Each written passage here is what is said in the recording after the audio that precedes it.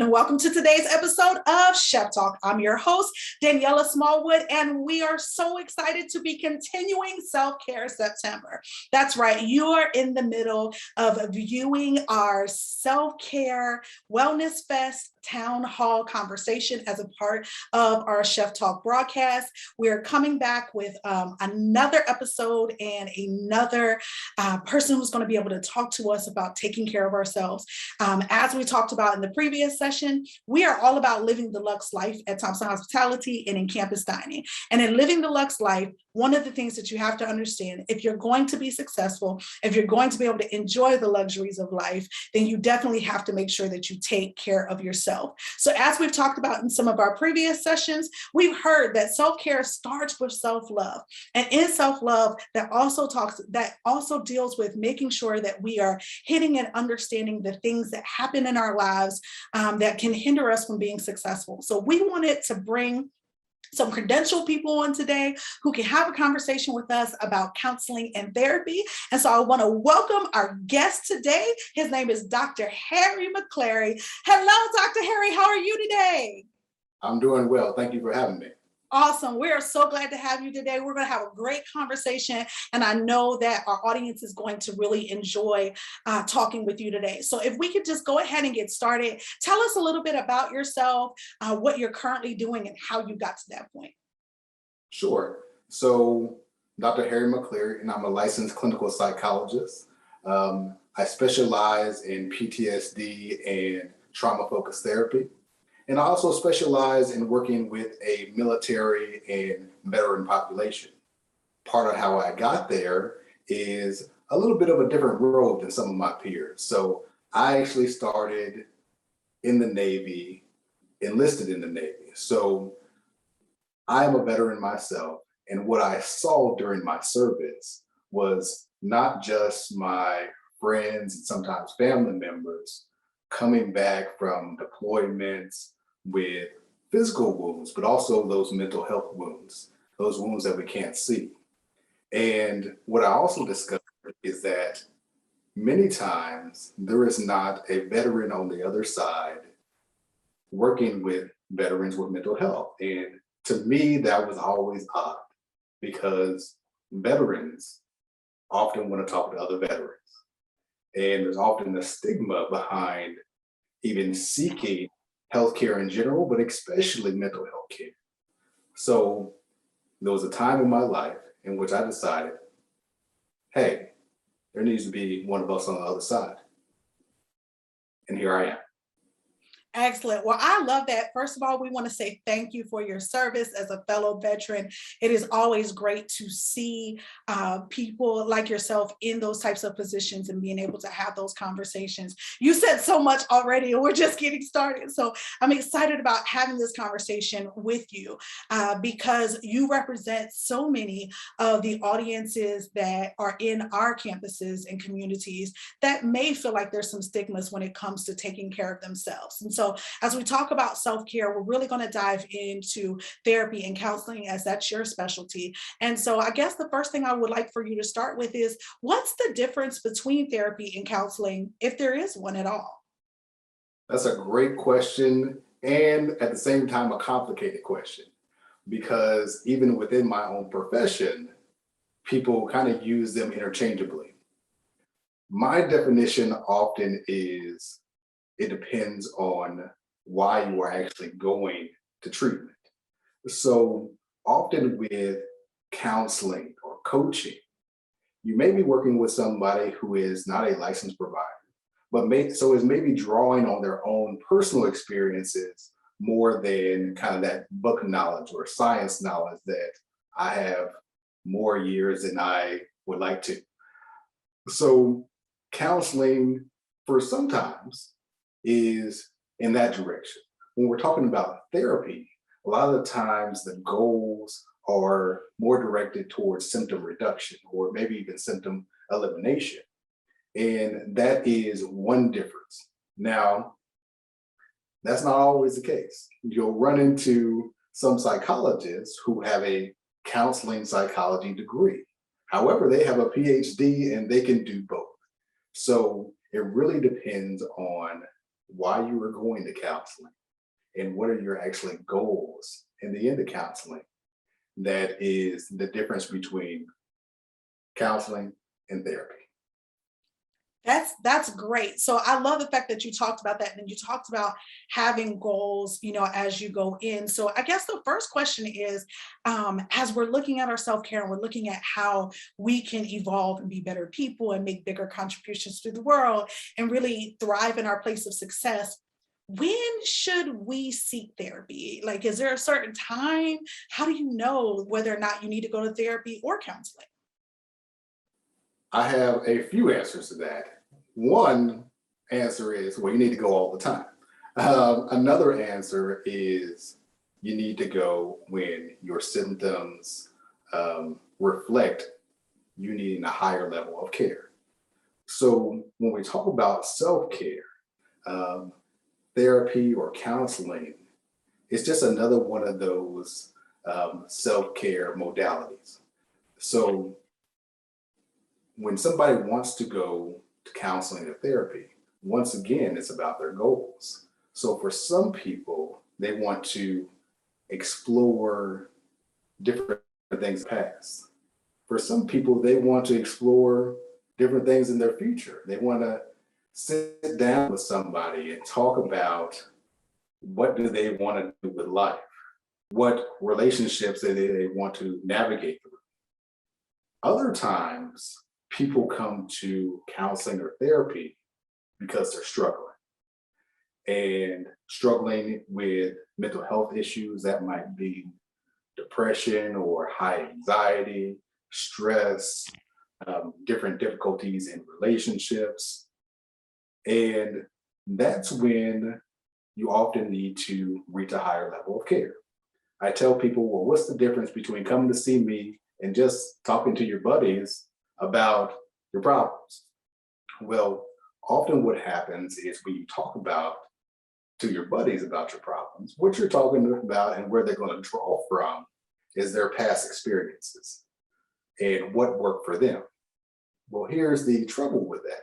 That may work for you and it may not.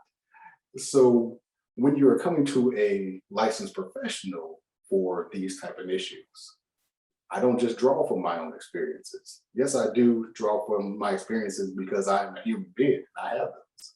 However, I also am knowledgeable about the different scientific procedures and the different modalities of treatment that can help a certain set of symptoms. And that's where you come to me for that knowledge and less about just talking about your issues.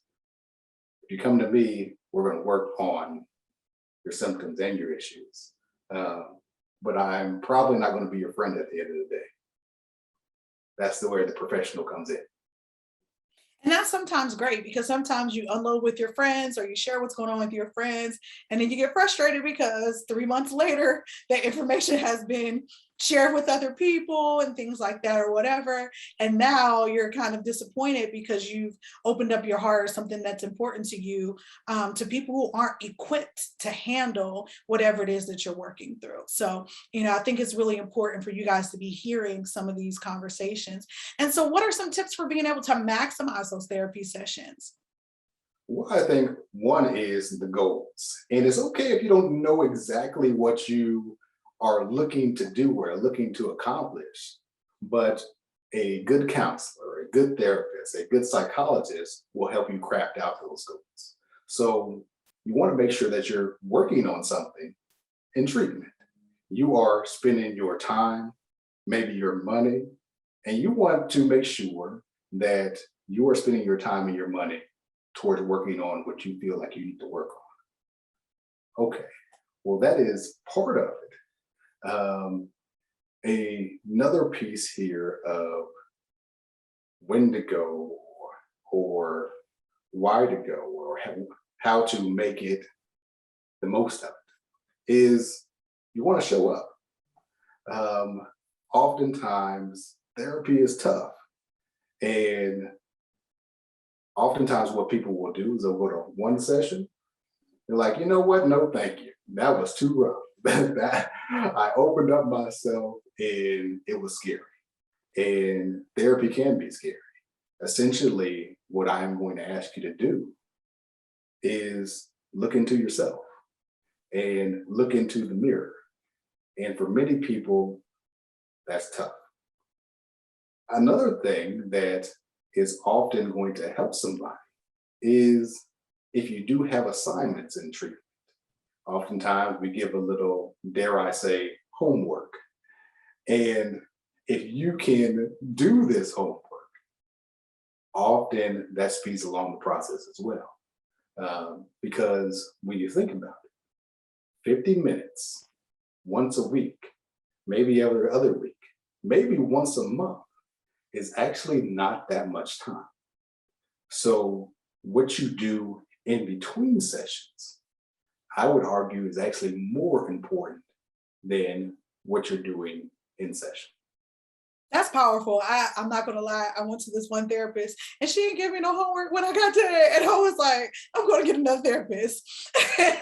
And the next therapist I went to, that's what she did. She gave me, like, every time we talked, we had assignments. And I did see where it made a huge difference between just kind of like talking. Like, and there were times that I just maybe needed to talk and get something out and kind of get clarity. But the assignments and being aware of working on it was a lot more helpful. So I think that's such a good point that you don't hear people talk about. And when we talk about people not talking about things, we have several different communities that we serve on our campuses. And so one of the things that we find is that there's oftentimes a stigma that surrounds in our communities about seeking mental health help. You talked about it from a military perspective, and I can remember what it was like when I was in the military, and you just don't do that. And in the same manner, sometimes, within a college environment, depending on your background or what circles you're in, there's a stigma there as well. So as a college student who's in college, who's listening and going,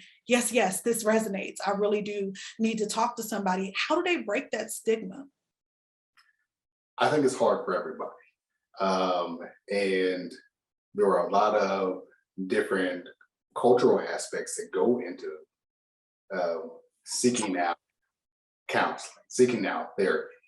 And there's a lot of barriers there, or a lot of minorities. You might hear people say, well, we don't do that. For a lot of men, they're often raised to, oh, well, I don't look at those type of emotions. The only emotion that's okay to have is anger. And then that might even end up being your problem.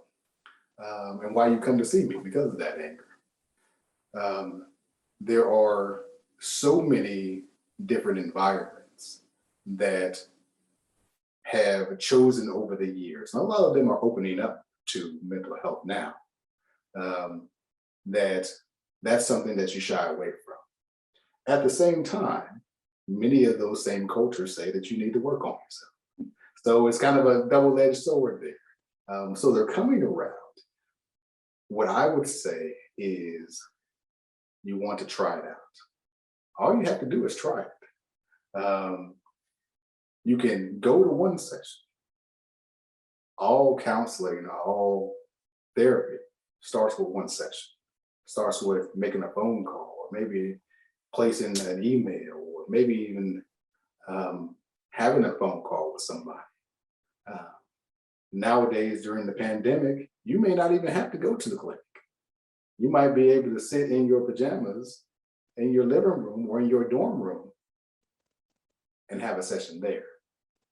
So the world is starting to open up to mental health treatment. And even the military is starting to open up more to mental health treatment. Because if your mental health is well, guess what? You're actually more functional. You're actually better at what you do. You're a better student. You are a better worker. I tell people I did a lot of my schooling in Palo Alto and Silicon Valley. And there are these big, huge corporations, which I won't say their names, but they have professional chefs. They have sleeping pods. They have video games. And I challenge people, do you think that they do that just because they love their employees so much? Well, actually, probably not. The reality is they have figured out that a happy employee is a productive employee. And all of those things more than pay for themselves. Sometimes you'll even find a mental health professional within those areas as well.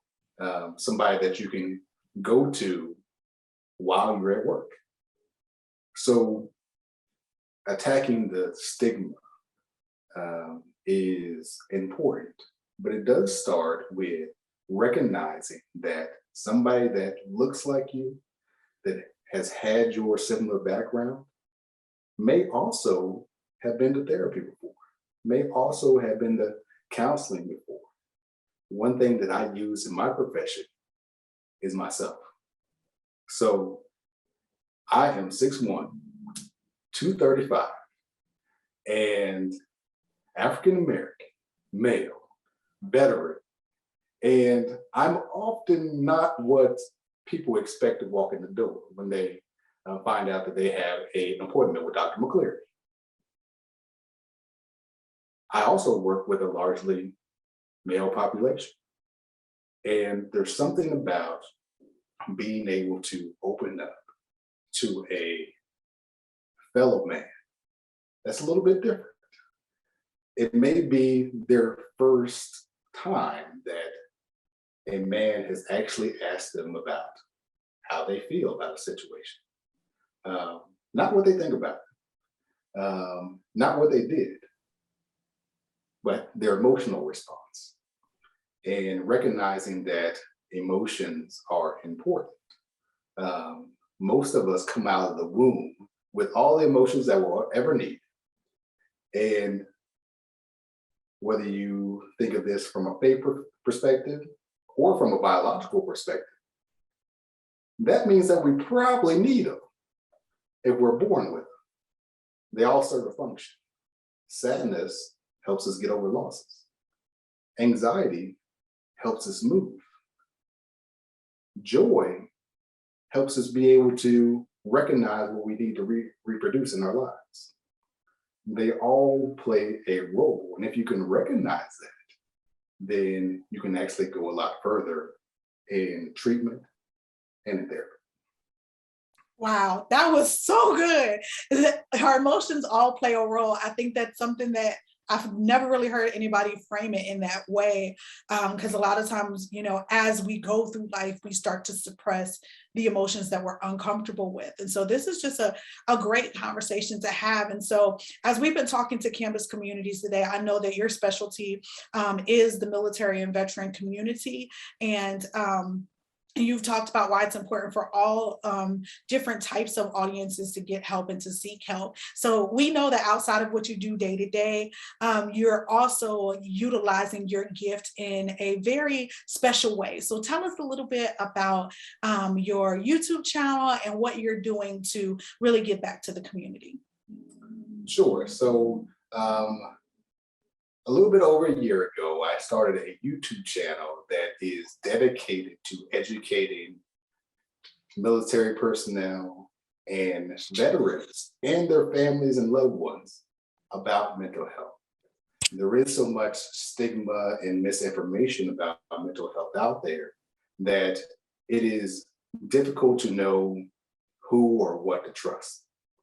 So what I wanted to do is provide education and skills for people that maybe will never see me. I would like every veteran that is struggling to maybe get to therapy one day. But I recognize that may never be the case.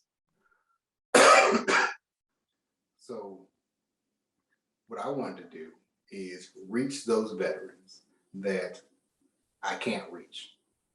Reach those veterans that maybe don't want to be reached, but still need the skills, still need the information. I started off this career to help ensure that veterans get the highest level of mental health care. And until they all get it, job's not done. I love it. And I love the fact that you just really are focused on your vision. And so for those of you guys who are watching, one of the things that you've heard Dr. McCleary say over and over and over again is he's reiterated his purpose and why he's in his career, why he's chosen this career, and he's staying focused on making sure that he's pouring into that community. So you can't pour from an empty cup. Your cup has to be full. This is a part of being full, and this is why it's important to us to have these kind of conversations with you. And so, Dr. Harry, we appreciate your time today. If you could leave us with any final thoughts for our Wellness Fest, what would that be? So I think that, a lot of people have different goals in life. One goal for some people is they take care of other people. And self-care is important because it makes all of those other things easier. It makes you better at all those other things. If you want to be a better student, you need to take care of yourself. If you want to be a better parent, you need to be able to take care of yourself. If you want to be a better athlete, you need to take care of yourself. All of those things are important. But at the same time, what we end up doing is we leave ourselves off of our priority list. And at the end of the day, that actually makes us not as good at accomplishing the goals that we want to accomplish. So if you have goals in life, you have to take care of yourself. And if you are in my profession, you better take care of yourself. Otherwise, you'll burn out. That's excellent. And that's excellent for those of you guys who are studying psychology as well. So thank you very much, Dr. McCleary, for your time on today. We want to thank you guys for joining us for this special edition of Chef Talk, being a part of our Wellness Fest Town Hall conversations. We hope that this gives you a lot to think about and a lot of decisions to make to choose yourself in this season. Until next time, I'm Daniela Smallwood. Thanks for watching Chef Talk.